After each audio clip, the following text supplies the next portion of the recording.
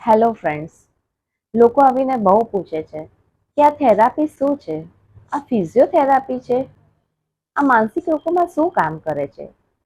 Physiotherapy માનસિક રોગોમાં કશું કામ નથી કરતી. માનસિક રોગો માટે સાયકોથેરાપી હોય છે, જે એક ડિફરન્ટ ટાઈપની ટેકનિક્સ છે. કેવી ટેકનિક્સ? કેવી થેરાપી?